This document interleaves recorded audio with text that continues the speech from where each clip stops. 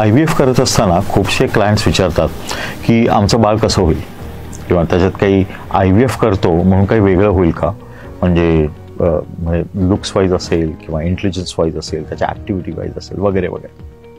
पण खरं सांगतो, ह्या सगळ्या गोष्टी हे आमची औषधं किंवा IVFची ट्रीटमेंट डिसाईड करतच नाही. हे बेसिकली डिसाईड करते तुमचे जीन्स आणि त्याचे स्ट्रक्चर.